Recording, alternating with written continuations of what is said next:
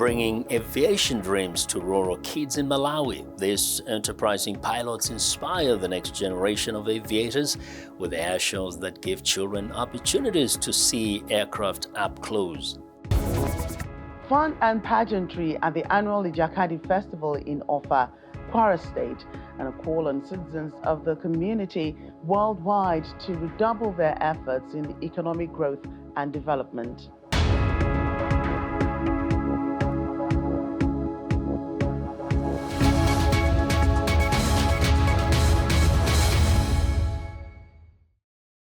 Hello, and thanks for tuning into the show that goes around the continent to bring you stories near and far. I'm Joke Rogers at Channels Television here in Lagos, and I'm joined by Vincent McCory from the Voice of America in Washington, D.C. Thanks, I'm Vincent McCory at the Voice of America. Happy to be with you again for another edition of Africa 54. Let's start off with the latest from Nigeria. Joke Rogers in Lagos brings you that story.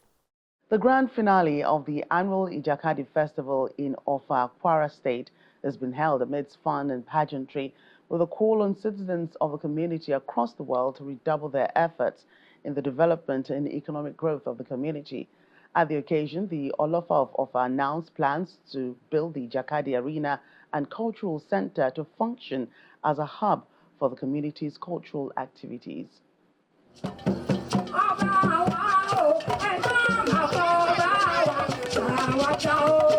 The mini stadium Offa is hosting indigents of the community from across the world who are participating in the annual Ijakadi Festival.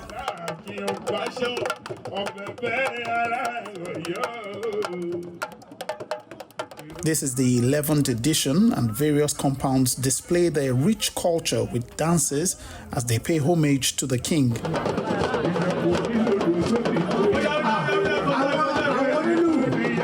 The national president of Offa Descendants Union called on the sons and daughters of the community to redouble their efforts in the socio-economic development of the town. We should be identified with our people. We should be available for them when they need us. And then they shouldn't have any fear. There's no car you want, there's no houses you are thinking of that you don't find about today. So nobody is even care so much about what other people are having. 1, 2, 3.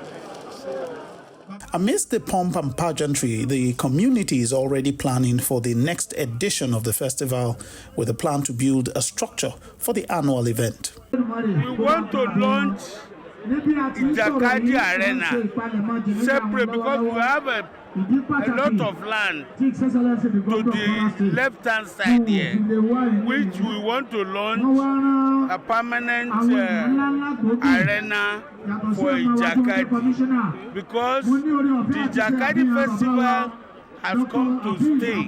We are trying to ensure that local government administration is data-driven. We are trying to introduce e-governance into our community. When we have proper data, then we can plan properly. Based on the application processes, you will know the age distribution, you know the gender distribution. Then you now tailor your development programs towards the needs of the people in an empirical manner.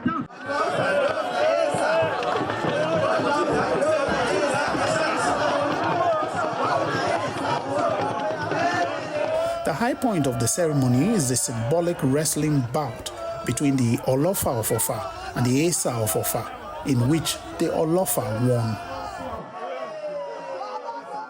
Well, joining us to discuss the historic Ijakadi Festival is the Chairman Communication Committee of Offa Ijakadi Festival. He's also the Chairman of Offa Economic Development Committee and also the former Managing Director of the Bank of Industry, Mr. Wahid Olagunju.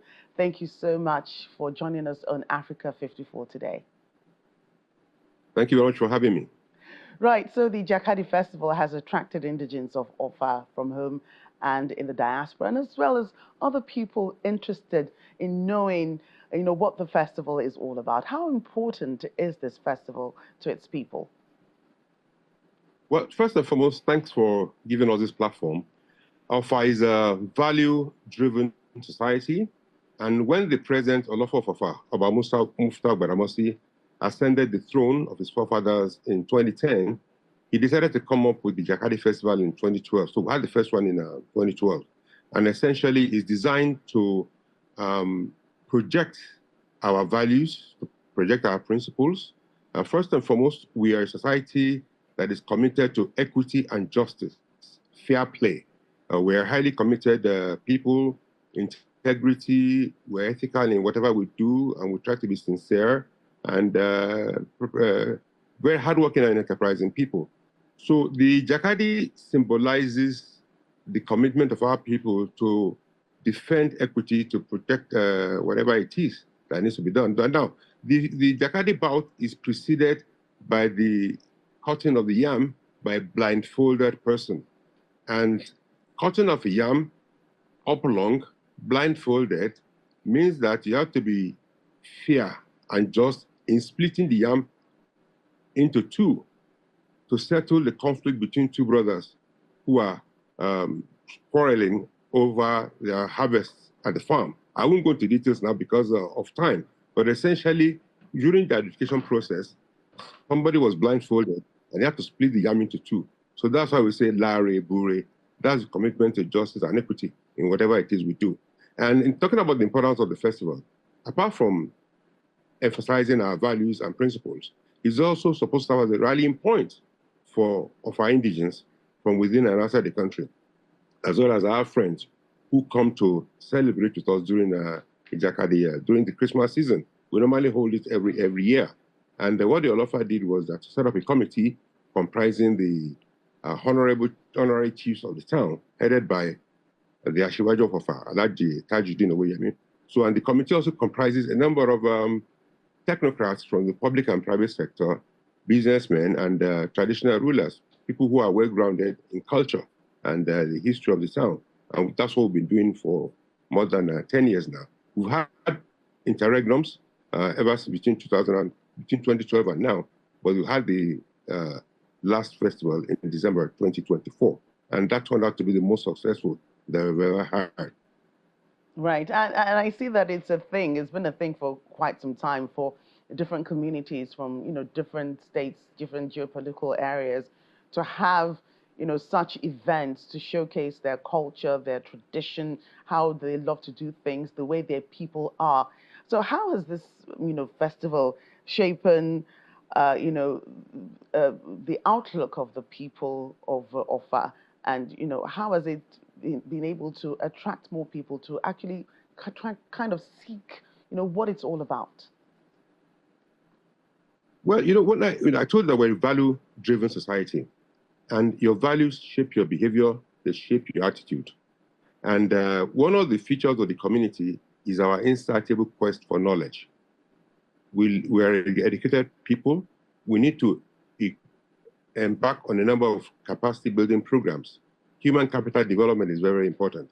It's either you go into skills acquisition, so that you become an artisan, or you pursue the normal education and try and get a certification, professional certification, be it accountancy, be it a degree in social sciences or the arts or businesses, whatever it is, and then you become a professional and then you need to be productive.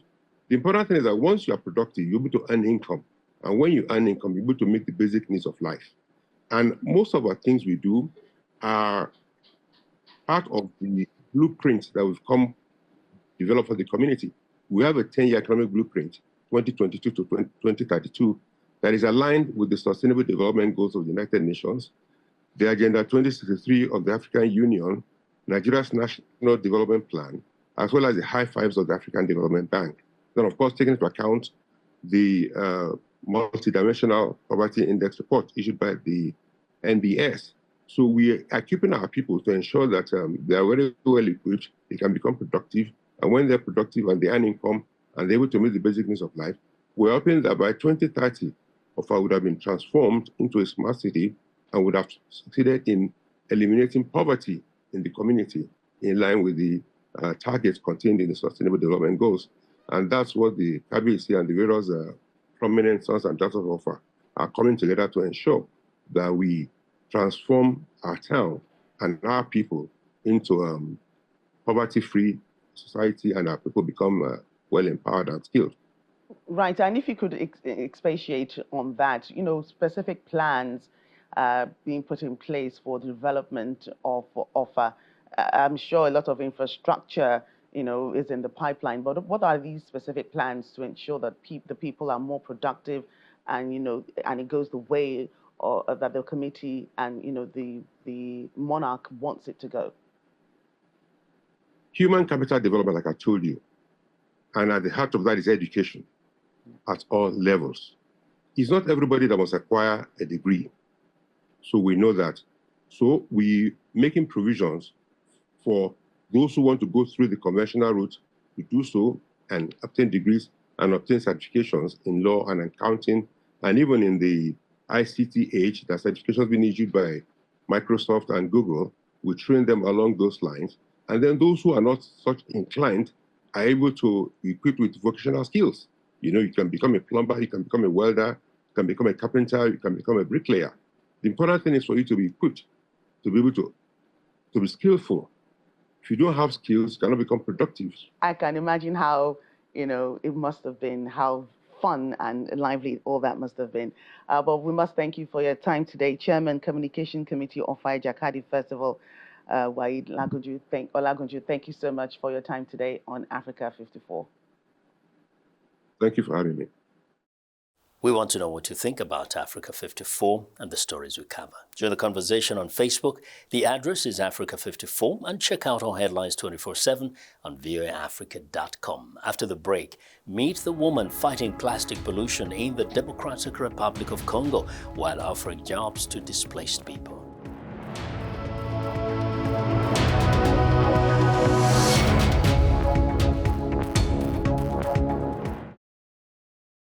Welcome back to Africa 54. I'm Vincent Makori in Washington.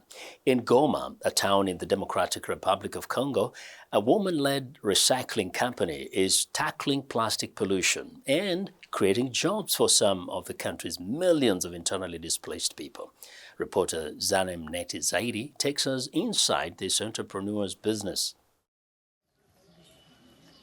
Irene Maroy is a manager at the Resilience for Development Group, or RDG, a women-owned business that turns plastic waste into eco-friendly paving stones. Based in Goma in the Democratic Republic of Congo, the company provides jobs for people displaced by years of war. Maroy says her focus is on young internally displaced people, hoping to prevent them from joining armed groups. Ici à l'est de la RDC, quand j'ai constaté when I saw so many young people turning to armed groups because they had no jobs, I knew I had a duty to help. And when war forced our fellow citizens to flee to the city, I decided to support some of the displaced by buying the plastic waste they collect. Thanks to this, many, especially women, are now able to provide for their families. Certaines de ces femmes déplacées, nous leur achetons les déchets qui sont collectés et elles ont quelque chose. Et grâce à ce travail, ces femmes parviennent à faire survivre leur famille. As of April 2024, the DRC had 6.8 million internally displaced people, according to the United Nations. Boniface Kaina, a father of 7, is one of them. He says he's grateful for the job with RDG. By the grace of God, I met Irene. She taught me how to turn plastic waste into eco-friendly paving stones. I'm grateful because on the 15th and 30th of each month, I get paid before the World Food Program assists us in the camp. That money helps me and my family survive. The company also aims to make a dent in plastic wastes. For almost 3 years, the paving stones produced by the company have helped clean up the city of Goma and have been laid in private plots as well, says customer Gloire Muhindo. I chose to buy these paving stones mainly because they are made locally, which really motivated me. They are made from plastic waste like bags and bottles that litter our city. Supporting this initiative not only promotes recycling but also helps keep our city clean. wanakamata ile conception ya kutumika ndani pave, inatusaidia aussi kurendre ville iko propre. Ni pave za bien kabisa. Maroi's team say they are recycling about 10 tons of plastic every month in Goma. She says she's accomplishing 2 goals: fighting plastic waste and helping war-displaced people become more self-reliant. Zanemneti Zaidi, VOA Africa, Goma, the Democratic Republic of Congo. Youths of Wamba, local government area of Nasarawa State, also in north-central Nigeria, under the Sisinbaki Youth Unity Forum, are playing their part in ensuring peace, unity, and progress of Nasarawa State through cultural displays, using their community, Sisinbaki, as a hosting point for ethnic groups from the country to portray their culture. They believe that coming together during the Yuletide season can enhance peace and unity. Our correspondent, Halima Gayam, has more in this report. Some of Nigeria's ethnic groups assemble with their drums in Sisinbaki community of Wamba local government area of Nasarawa State for the 9th edition of the Sisinbaki Cultural Carnival. He is a man that has always made things happen. The Yuletide provides the opportunity for the exhibition of the nation's diverse culture and tradition. The whole idea of this carnival is how we can unite ourselves and bring about unity and progress and development to our community and to our society at large. Cultural diversity is also at play.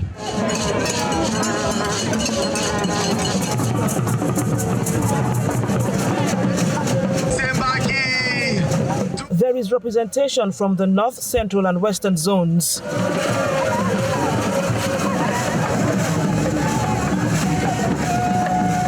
Ethnic groups from other regions of the country who aligned with the theme of the year add color to the procession. Igbo dancers,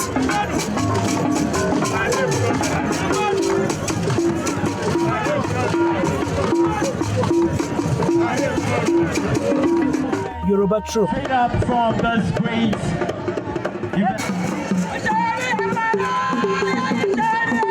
as the youth push for peace and development through this annual festival.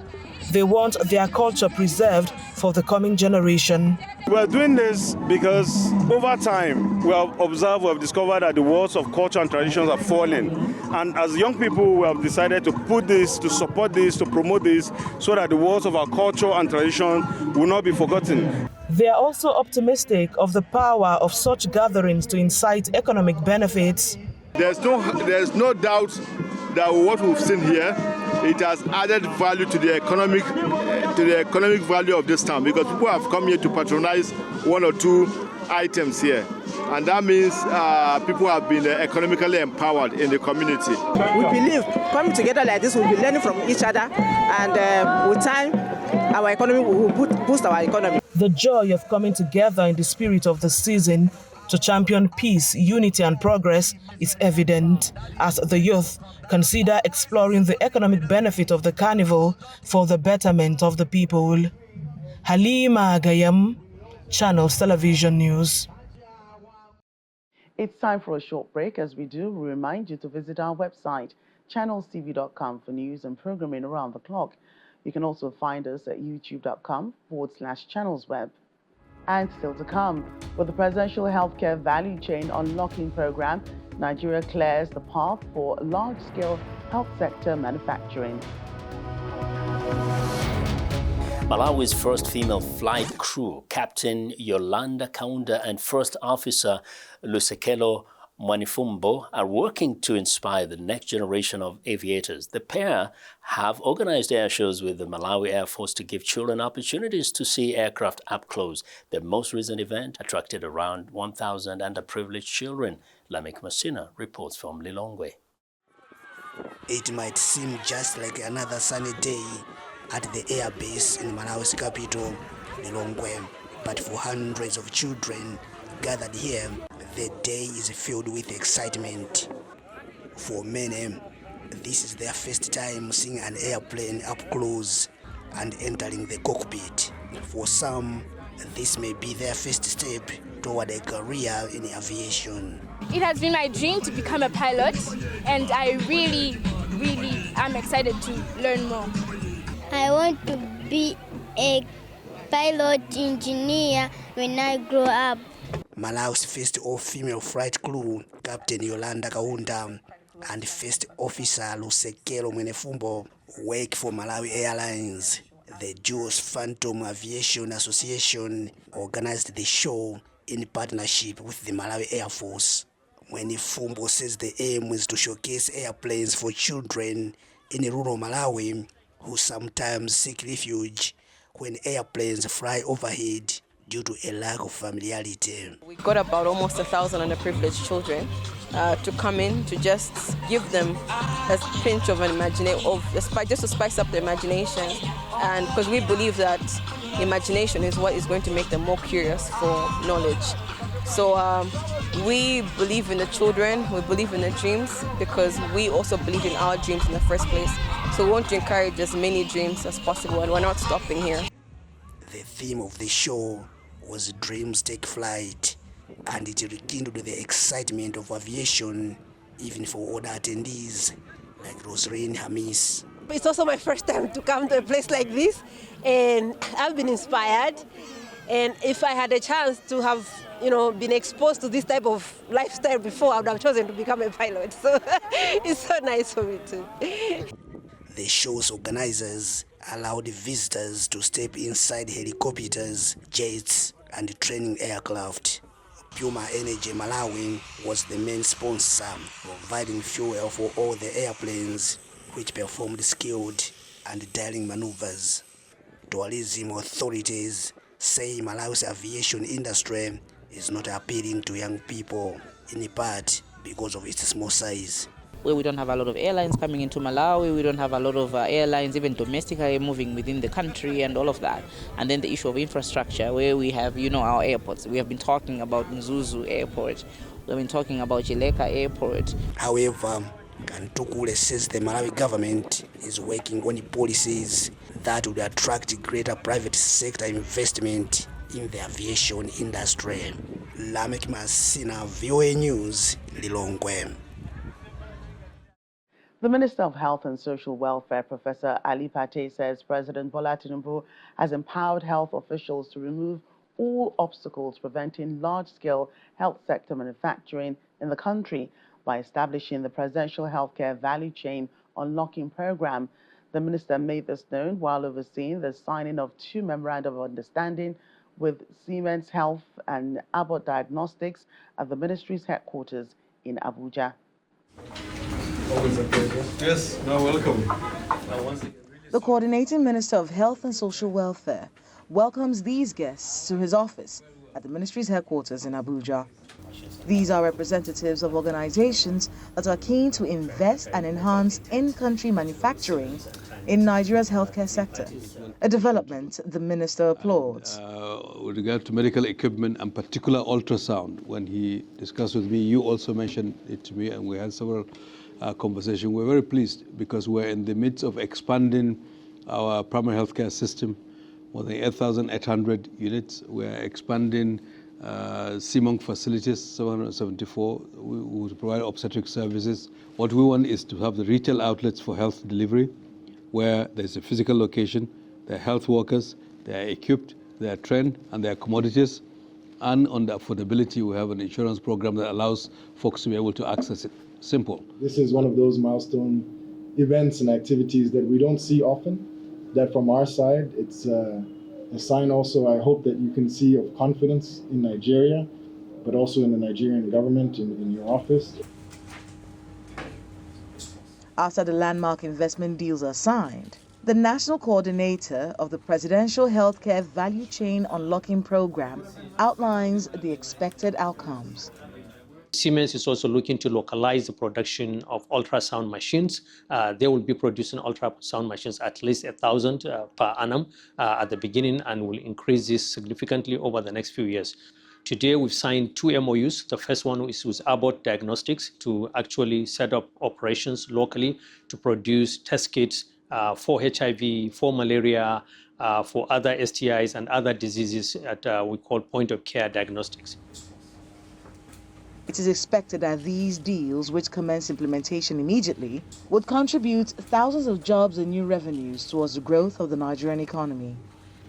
Well, and that's our show for today. You can find all the continent's top news and world news online at voaafrica.com. Check it out. Vincent McCory in Washington. Channels Television has our last word. We look forward to bringing you another show next week. To remember that channelstv.com is your source for news and other programming. I'm Joke Rogers. Thanks for watching and goodbye.